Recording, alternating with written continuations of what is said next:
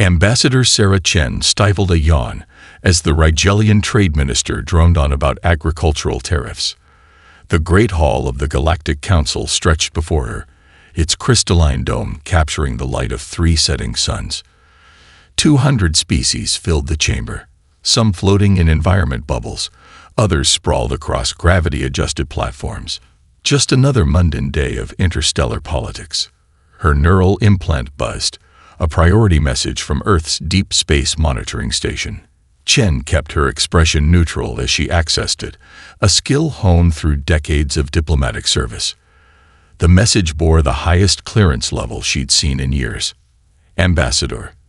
The station's eye began, its usually calm voice carrying an unfamiliar edge. We've detected an anomaly in the outer rim. Several ancient structures, previously dormant, have begun broadcasting simultaneously. Chen's heart skipped. The structures in question were relics of the predecessors, a civilization that vanished millions of years ago, leaving behind only scattered ruins and incomprehensible technology.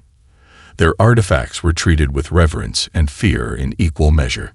Analysis suggests these are warning beacons, the AI continued. They're activating in sequence, forming a wave pattern. Current trajectory indicates Earth lies directly in its path. The Rigelian minister's voice faded to background noise as Chen processed this information. She glanced around the chamber, at the representatives of humanity's galactic neighbors. None seemed aware of the growing crisis. Her gaze settled on Ambassador Exarch of the Archivists, the foremost experts on predecessor technology. Using her implant, Chen sent a discreet message to Exarch. The insectoid's antennae twitched, their equivalent of raising an eyebrow. Within moments, Exarch excused themselves from their delegation and made their way to the human section. Fascinating data. Exarch chittered quietly, their translator rendering the sounds into hushed standard. Our records show only one other instance of these beacons activating. It preceded the disappearance of an entire sector. Disappeared how? Chen asked, keeping her voice steady. Unknown. Survey ships found every planet intact, but fundamentally changed. Basic physics operated differently within the affected space. No survivors were ever found. The chamber's temperature seemed to drop several degrees. Chen thought of Earth, of its bustling cities and sprawling wilderness, of her daughter playing in their rooftop garden in New Shanghai. How long? Exarch's compound eyes studied the data stream. Based on the wave's velocity, 72 standard hours until it reaches Earth. Chen stood abruptly, drawing several eyes and sensing organs her way. The Rigelian minister paused mid-sentence, mandibles clicking in annoyance. She didn't care. Point of emergency privilege, Chen announced, her voice ringing through the chamber. The ancient protocols of the council activated immediately, force fields shimmering into place around each delegation's section, a reminder of less civilized times. The human delegation has detected an imminent threat to a member world. She continued, forcing authority into her voice. We require immediate access to all available data on the predecessor beacons in the outer rim, particularly instances of mass activation. Murmurs rippled through the chamber. The council's high speaker, a being of pure energy contained within a ceremonial matrix, pulsed with concern. Granted, they announced. All delegations with relevant information will comply. As data began flowing into her neural network, Chen sent an encrypted burst transmission to Earth's unified government. The Situation Room would be activating now, emergency protocols spinning up across the planet. She thought again of her daughter, of the garden they'd planned to plant next season. The day had started so normally. Trade disputes, cultural exchanges, the usual diplomatic dance of 200 species trying to share a galaxy. Now, watching the assembled representatives of known space scramble to address her warning, Chen wondered if anyone would remember these as the last normal moments before everything changed. She didn't know it yet, but they would remember. Every species would remember. The day humanity lost it all would become a story told across the galaxy for generations to come. The quantum communication chamber at Galactic Council headquarters hummed with nervous energy as the feed from New Horizons stabilized. Dr. Emma Santos, the colony's chief scientist, appeared as a flickering hologram. Her usual pristine lab coat was stained, her eyes red from what could only be tears. "This will be our final transmission," she began, her voice crackling with interference. "The wave hit us 17 minutes ago. Reality itself." She paused, composing herself. "Reality itself is unraveling." Ambassador Chen watched from the observation deck, surrounded by the Council's leading physicists. The archivists recorded everything, their crystalline memory matrices capturing every detail of humanity's furthest colony's last moments. "Our atmosphere is changing at the molecular level," Santos continued. Behind her, alarms blared. "Oxygen no longer binds properly. Water," she coughed, reaching for what looked like a rebreather. "Water doesn't act like water anymore. It's still H2O, but the fundamental forces holding it together have changed." The feed stuttered. Through the interference, they could see colony staff running in the background. A window showed the horizon, where a curtain of distorted air advanced like a slow-moving tsunami. "The children," Santos said suddenly, her professional demeanor cracking. "We got the children out. 3 ships launched before." Another cough. "If you're receiving this, find them." Their navigation systems were set for the Proxima Centauri way station. Chen felt her heart constrict. They'd evacuated the children first, just like they'd have to do on Earth. "The physics are all wrong now," Santos continued, her voice taking on an eerily calm quality. "It's beautiful, in a way, like watching the universe rewrite its own laws. Our instruments." She looked down at a tablet, its display visibly warping. "Our instruments show changes in the strong nuclear force, in electromagnetic interactions. Even gravity feels different." The hive-mind physicist beside Chen buzzed in alarm. "Impossible," all 7 of its voices said at once. "Unless..." The beam turned its compound eyes to the ancient data scrolling across nearby screens. "Unless the predecessors found a way to alter local universal constants." On the feed, Santos stood up. The camera followed her to a window. Outside, the colony's agricultural domes were changing color, their transparent surfaces taking on impossible hues. "The wave is nearly here. I'm staying online as long as possible. Future generations need to know what happens when." The distortion reached the colony's main complex. Through the window, they watched as normal physics simply ceased to function. Metal flowed like water. Water stood like steel. The air itself became visible, fractal patterns dancing in space. "For the record," Santos said, her voice steady despite everything, "humanity's furthest leap into the stars ended not in failure, but in discovery. We found something the predecessors feared enough to abandon their empire. Tell our children." The feed crackled violently. "Tell them we faced it with open eyes." The transmission cut out. Automated sensor feeds continued for another 3 minutes, sending back readings that made the Council's most advanced AIs stumble. Then those, too, went dark. In the silence that followed, the archivist Ambassador Kirk stepped forward. "We have completed our analysis of the sensor data," they announced. "The wave's velocity is constant. It will reach Earth in 69 standard hours." Chen felt the weight of 200 species' attention. Humanity's homeworld, the cradle of their civilization, lay directly in the path of whatever had just erased their furthest colony. The Council recognizes Earth's emergency status. The High Speaker's energy form pulsed. All available resources are hereby allocated to evacuation efforts. As the chamber erupted in activity, Chen watched the last images from New Horizon play on loop. Dr. Santos' final words echoed in her mind. They had faced it with open eyes. Now Earth would have to do the same. She opened her neural link to Earth's emergency broadcast system. The words she was about to speak would be remembered for generations. "People of Earth, this is Ambassador Chen.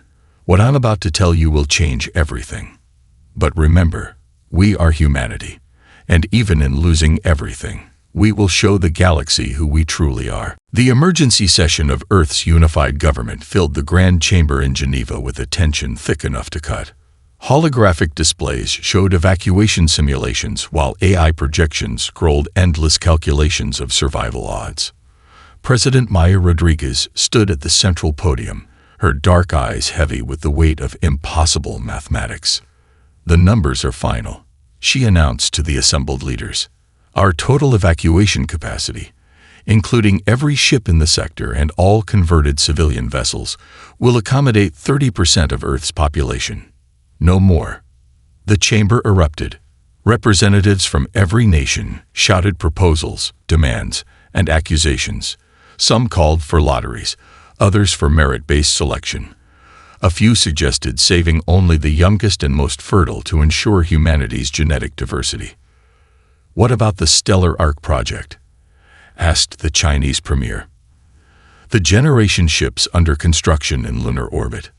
"Unfinished," Rodriguez replied. "We'd need another year to make them habitable." She didn't add what everyone knew. They had 67 hours. The Indian representative stood. "The Galactic Council offered to evacuate our scientific and cultural elite.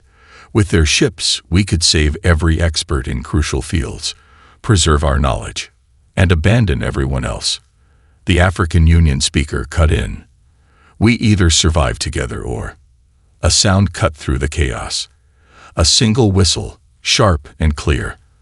The chamber's smart acoustics amplified it, drawing all eyes to its source. James Wheeler stood by the cleaning drone he'd been maintaining. His gray coveralls marked him as part of the building's maintenance staff. At 73, he'd spent decades keeping the government complex running, invisible to the powerful people who worked there. "Excuse me," he said, his voice quiet but carrying. "But you're all missing the point." Security moved to escort him out, but President Rodriguez raised her hand. "Let him speak." Wheeler stepped forward, glancing at the holographic displays. "You're trying to save humanity by saving the best of us. The smartest, the strongest, the most valuable." He shook his head. "But that's not what built this civilization." The chamber fell silent as he continued. "My grandmother was a teacher in rural Kansas, never wrote a book or won an award, but she taught 3 generations of children to read, to think, to dream. My neighbor runs a small restaurant. He remembers everyone's names, knows their stories, makes them feel like family. These are the people who build communities, who keep humanity human." He pointed to the evacuation simulations. "You want to save humanity. Save the children. Save the dreamers, the storytellers, the ones who'll build something new. We who built this civilization." His voice cracked slightly. "We should ensure its children survive to build the next one." The words hung in the air. President Rodriguez stepped down from the podium, walked to Wheeler, and took his weathered hand in hers. "A species is more than its achievements," she said, turning to address the chamber. "We are the stories we tell, the communities we build, the dreams we pass on." She squared her shoulders. "I propose a new evacuation protocol. Priority to those under 25. Families with children. Artists, teachers, builders. The ones who will not just preserve humanity, but recreate it."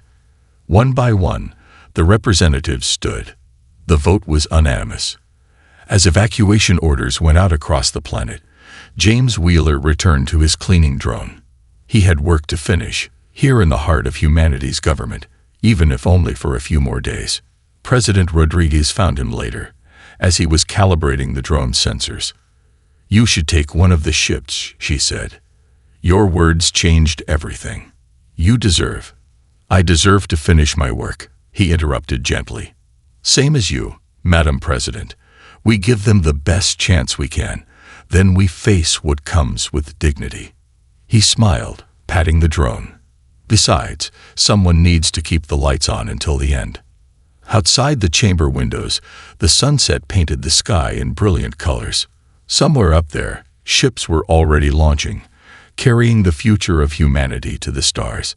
Down here, those left behind began the last and greatest task of their civilization, ensuring its children would survive to build another. Humanity's last great act of organized chaos unfolded across the planet with a speed that left their alien observers stunned. At the Singapore spaceport, Chief Engineer Lisa Patel watched as her team stripped a luxury cruise liner down to its bones, doubling its passenger capacity through modifications that would have given safety inspectors heart attacks in normal times. "Hook those cryopods directly into the backup power grid," she ordered, watching holographic schematics update in real time. "We don't need redundancy anymore." One-way trip. Across the landing field, former inmates worked alongside their guards, their prison jumpsuits still visible under borrowed mechanics gear. One of them, a man serving life for corporate theft, had turned out to be a genius with emergency hydraulic systems. "The pods in Section C are online," he shouted, wiping grease from his hands. "We can fit another 30 kids in there." In orbit, the transformation was even more dramatic. Corporate executive Amanda Chen watched from her office window as workers carved her company's orbital factory into emergency shelter blocks. 15 years of work, billions in investments, transformed into survival pods in hours. "Transfer all manufacturing patents to the evacuation archive," she instructed her AI. "And find me those missile silo engineers from Nevada. If they can harden a bunker, they can stabilize these pods for atmospheric exit." The next wave of refugees would arrive in 30 minutes. They had to be ready. On the ground at New Delhi's makeshift processing center, Dr. Ravul Mehra moved through crowds of families, making impossible choices with each scan of his medical tablet. A child with a treatable genetic condition, approved for evacuation. An Olympic athlete in peak condition, designated to remain. A pregnant woman, immediately prioritized for the next shuttle. "Remember," he told his team of exhausted doctors, "we're not saving individuals, we're saving humanity's future." At Cape Canaveral, now renamed Gateway 1, Sarah Martins helped parents record final messages for their children. She'd volunteered after sending her own daughters up on the first wave of ships. "Tell them anything you want them to know," she said, her voice steady despite everything. "Tell them everything you hope they'll remember." A father spoke into her recorder. "The garden, sweetie. The one we planted last spring. That's how you do it on a new world. You plant something. You watch it grow. You make anywhere home." In low Earth orbit, Captain James Wilson broke every safety protocol in his 20 years of spaceflight experience.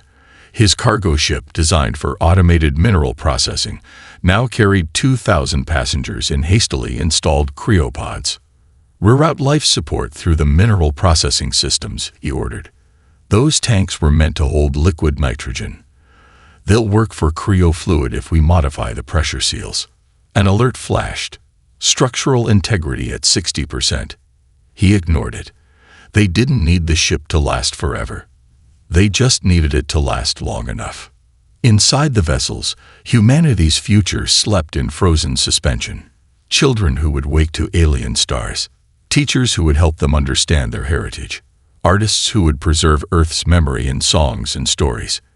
Engineers who would build new homes on distant worlds. From her position on the International Space Station, now serving as evacuation command, Ambassador Chen watched the streams of departing ships. Each vessel carried a piece of humanity's soul to the stars. Looking down at Earth, still beautiful, still blue, she thought of all those choosing to remain behind. Parents sending children to safety. Engineers staying to maintain power grids until the last ship launched. Doctors working until the final hour. Even the wealthy who had surrendered their private vessels for the greater good. Final count, her AI reported. 28% of planned evacuation complete. 48 hours until impact. Chen nodded, watching another wave of ships break atmosphere. They wouldn't save everyone. They couldn't. But in humanity's darkest hour, they had shown their brightest qualities. Sacrifice, ingenuity, and an unshakable determination to ensure their children would see another sunrise. even if they themselves would not. Earth's final sunset painted the sky in colors that seemed impossibly vivid to Dr. Sarah Chen, as if the planet itself was determined to show its full beauty one last time. From her vantage point in Central Park, New York, now emptied of children's laughter, but full of adults gathering for humanity's last vigil, she watched the golden light play across faces both tearful and determined. Musicians had set up in the heart of the park, a spontaneous orchestra forming from professionals and amateurs alike. A violinist from the New York Philharmonic played alongside a metal guitarist, their melodies weaving together in a song that had never been rehearsed, but somehow felt perfect for this moment. Beautiful, isn't it? James Wheeler, the janitor whose words had shaped the evacuation protocol, settled onto the bench beside her. I always loved sunset in the park. In orbit, observation pods carried alien witnesses who had come to document humanity's final hours on their homeworld. They had expected panic, chaos, or despair. Instead, their sensors recorded something unprecedented in galactic history. From the streets of Tokyo, where sake flowed freely and strangers shared their last meals together, to the plateaus of Africa, where tribal enemies danced together under the darkening sky, humanity faced its end with neither whimper nor bang, but with a celebration of everything they had been. In Paris, the Louvre had opened its doors to all. People wandered its halls, not to steal or destroy, but to sit before humanity's masterpieces one final time. A group of artists set up easels in the Grand Gallery, creating new works even as time ran short. When asked why, one simply replied, "Because we're human. Creating is what we do, until the very end." Around the planet, something remarkable was happening. The barriers between people, nationality, religion, social status, dissolved in the face of shared fate. In Rio de Janeiro, billionaires served food in favelas. In Moscow, former soldiers and protesters embraced as brothers. In Jerusalem, all faiths prayed together at the Western Wall. Sarah Chen's neural implant buzzed, a message from the evacuation fleet. Her daughter's ship had successfully jumped to faster-than-light travel. She was safe. Chen closed her eyes, letting tears of relief mix with those of grief. The orchestra in the park had swelled as more musicians joined. Someone had begun singing an old folk song, and others picked up the melody. The song spread through the crowd like a wave, each person adding their voice in whatever language they knew the words. In orbit, the last refugee ships paused their departure. Their passengers, mostly children, pressed against viewing ports to record one final sunset over their blue marble home. Parents transmitted their final messages, their voices steady despite everything. Remember the taste of rain. Keep our stories alive. Build something beautiful. Make anywhere home. As darkness crept across the planet, city lights blazed brighter than ever before. No one wanted to waste power now. They wanted to show the universe that humanity faced its end with lights on and heads high. Look there. Wheeler pointed to where fireflies had begun dancing above the park's grass. Nature's own light show. Chen watched the tiny lights, remembering summer evenings with her daughter chasing fireflies through their garden. "Do you regret staying?" she asked. Wheeler smiled, the last sunlight catching in his gray hair. Not for a moment. Someone had to. Someone had to show them how to face the end. Across the planet, as the final hour approached, something unprecedented occurred. Millions of people, of their own accord and without any central organization, began to join hands. The human chain started in cities and spread to suburbs, crossed highways and bridges, stretched across fields and deserts. The alien observers recorded it all. The last great act of a species facing extinction, not with fear, but with dignity, not with chaos but with unity, not with despair but with song. As the sun finally set on humanity's last day on Earth, billions of voices joined in one final chorus. They sang for their children in the stars, for their legacy, for everything they had been and everything they hoped humanity would become. They sang for Earth, one last time, before everything changed. The wave arrived like a whisper at first, a subtle distortion in the air that made the horizon ripple like heat waves on a summer day. Dr. Sarah Chen stood in Central Park, still holding hands with James Wheeler and countless others in humanity's final chain, as the first changes began. The alien observers' instruments went haywire. In their pods, they recorded the impossible becoming reality, as the fundamental forces that governed the universe began to shift within Earth's sphere. It started with the trees. Central Park's ancient oaks shuddered, their cellulose structures responding to new molecular rules. Leaves turned colors that had no names in any human language, then crystallized into formations that defied known physics. The grass beneath their feet began to flow like liquid while maintaining its solid form. "Remarkable," Wheeler whispered, watching his breath form patterns in the air that spiraled in geometric impossibilities. "It's like the universe is speaking a new language." In orbit, the last observation vessels captured the transformation of Earth's atmosphere. Oxygen and nitrogen molecules danced to different rules now, forming new compounds that glowed with internal light. The sky itself became a canvas of impossible colors, aurora-like patterns spreading from pole to pole. The oceans changed next. At beaches worldwide, the last human witnesses watched as waves froze in place, not as ice, but as liquid locked in eternal motion. The water remained warm to the touch, but it held its shape like sculpted glass. Sailors on the last rescue vessels reported their depth sensors showing impossible readings, as if the very concept of depth had become fluid. In New York Harbor, the Statue of Liberty stood witness as the sea around it transformed. The copper-green patina of the statue began to shift and flow, responding to new electromagnetic forces, yet somehow maintaining its iconic form. As if Liberty herself refused to surrender her shape, even as reality changed around her. The strong nuclear force is altering. Chen's neural implant reported, its AI struggling to process the readings. Atomic bonds are reconstructing themselves according to new parameters. She felt it in her bones then, a subtle vibration as the atoms of her body adjusted to the new physics. It didn't hurt, not exactly. It felt more like the universe was humming a different tune, and everything on Earth had to learn to dance to it. The human chain remained unbroken. As the wave of change rolled across the planet, billions of people held tight to each other's hands. Their voices, carrying the song they'd been singing, began to change pitch and tone as sound waves followed new rules of propagation. In the park, the fireflies Wheeler had pointed out earlier still danced, but their light now moved in ways that made time itself seem questionable. Each blink lasted an eternity and no time at all, leaving trails through dimensions that hadn't existed moments before. The transformation reached the ground beneath their feet. Soil and rock responded to new gravitational constants, shifting like waves despite remaining solid. Central Park's landscape rolled like ocean swells frozen in time, yet the human chain adapted, moving with the changes while maintaining their connection.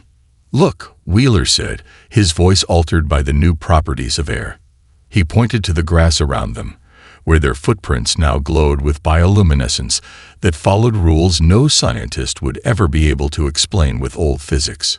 The wave moved faster now, completing its transformation of Earth's sphere. The last normal cameras caught images of cities transformed into architectural impossibilities as buildings responded to new material properties. Streets flowed like rivers of solid light. The very bedrock of continents shifted into new arrangements that somehow maintained their essential stability despite defying old laws of geology. As the change neared completion, Chen looked up at a sky that no human eye had ever seen before. Stars pulsed with colors that reached beyond the visible spectrum, yet somehow she could perceive them. The moon hung above, its surface patterns rearranged by new gravitational dances, yet still recognizable, a final familiar face in a world transformed. "We're still here," she said in wonder, her voice carrying new harmonics. "Change, but still here." The human chain completed one final squeeze of connected hands before the new physics made such movements follow different rules. Earth, cradle of humanity, had become something else entirely, not destroyed, but transformed into a monument of what happens when universal constants become variables. The refugee camp on Proxima Centauri B sprawled across the red plains like a patchwork quilt of human ingenuity.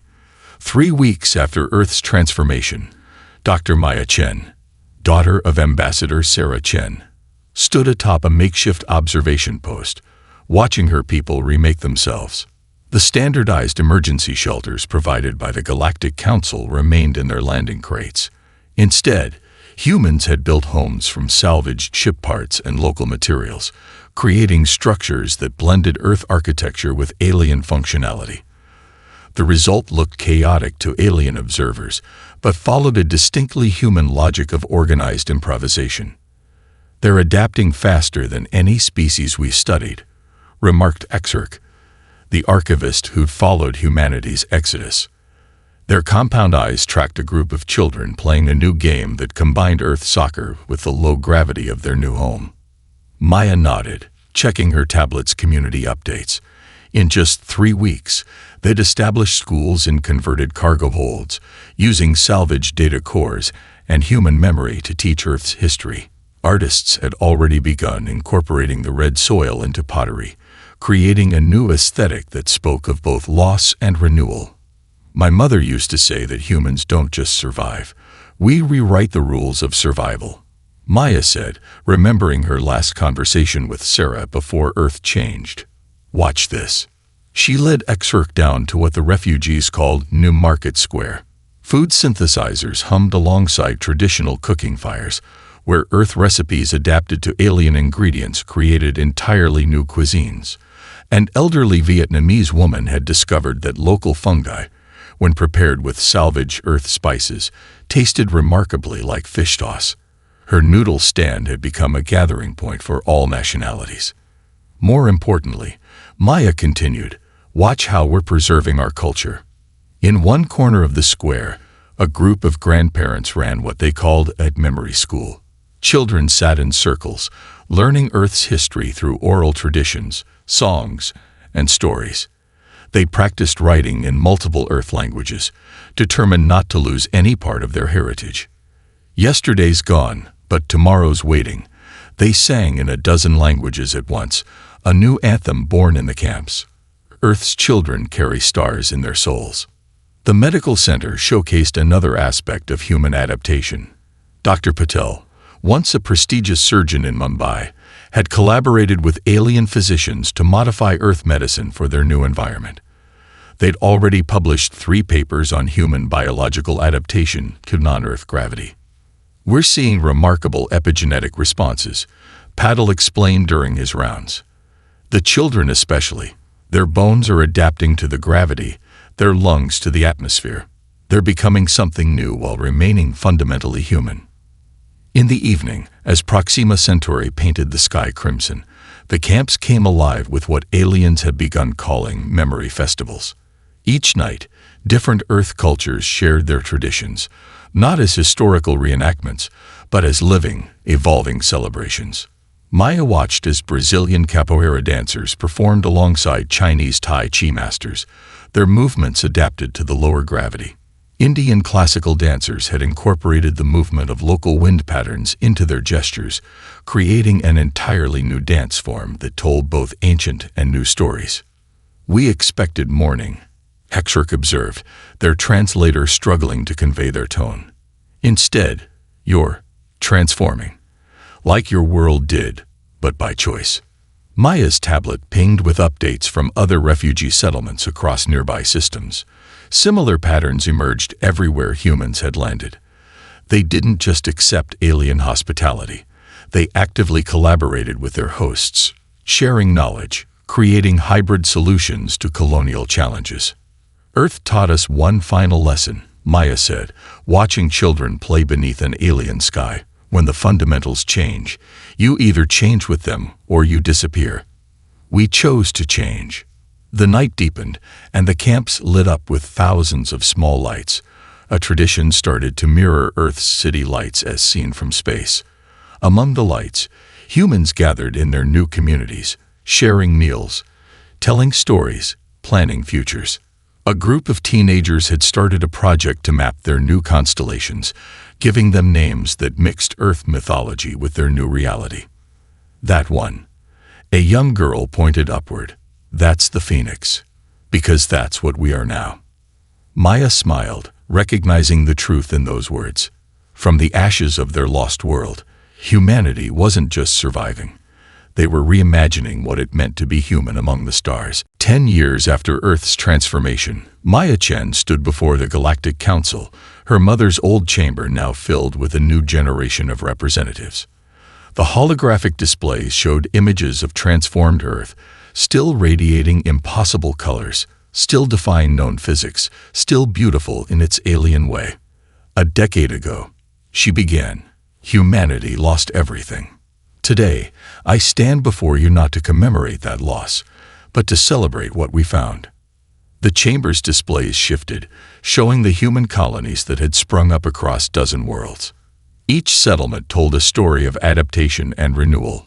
On Proxima Centauri b, the original refugee camps had evolved into thriving cities that blended Earth architecture with alien engineering. In the TRAPPIST system, humans had developed new agricultural techniques that other species now studied and adopted. We call ourselves the diaspora now, Maya continued. Not because we're lost, but because we've learned that humanity isn't bound to any single world. Our strength lies not in our place of origin, but in who we are and what we choose to become. The evidence was undeniable. Human children born on alien worlds showed remarkable adaptability, their bodies naturally adjusting to different gravities and atmospheres while their minds preserved Earth's cultural heritage. They spoke both Earth languages and alien tongues, moved easily between human traditions and local customs. In the medical field, human adaptability had revolutionized xenobiology. Dr. Patel's research into human epigenetic responses had led to breakthroughs in helping other species adapt to non-native environments. The human capacity for biological and cultural adaptation, his latest paper noted, may be their greatest gift to the galaxy. The archivists, led by Turk, had documented everything. In all our records, they reported, no species has ever faced planetary loss and responded with such creativity. Where others would have fractured, humans forged new bonds. Where others would have clung to the past, humans built bridges to the future. Maya gestured to a new display showing the transformed Earth, now a protected scientific preserve. Our homeworld's transformation taught us that when the fundamentals change, evolution isn't just possible, it's essential. We carry Earth within us, not as a burden of loss, but as a catalyst for growth. The chamber's attention shifted to a group of young humans in the gallery. They represented the first generation born among the stars, children who had never known Earth except through stories and songs. Yet they sang Earth's anthems alongside alien harmonies, drew Earth's animals with alien colors, and dreamed in multiple gravities. Today, Maya announced, we propose the establishment of the Terran Cultural Exchange Initiative, not to preserve Earth's memory in amber, but to share the lessons we've learned about adaptation, resilience, and growth. The proposal passed unanimously. Within months, students from across the galaxy would study alongside human teachers, learning not just Earth's history, but the art of transformation itself. The Galactic University of New Shanghai opened its doors on Proxima Centauri b, its curriculum a blend of Earth wisdom and cosmic knowledge. As the session ended, Maya visited the chamber's observation deck. Through the massive windows, she could see Earth glowing in its new physics, a monument to change itself. Her tablet showed messages from dozens of human settlements, each adding their own unique chapter to humanity's story. A group of alien children passed by, led by an elderly human teacher she recognized, one of the original refugees. They paused at the window, and Maya heard the teacher say, "That was our first home, but not our last. We carry it with us in our stories, in our songs, in our endless ability to adapt and grow." Maya smiled, remembering her mother's words from that last day. We are humanity, and even in losing everything, "We will show the galaxy who we truly are." They had shown them, not through power or technology or military might, but through their capacity to face catastrophic change and emerge stronger. Earth was no longer their cradle, but it had given them one final precious gift: the knowledge that humanity's true home wasn't a place at all, but their unshakable ability to create community wherever they went, to adapt without losing themselves, to transform loss into legacy. In the end, the day they lost it all had become the day they gained the stars.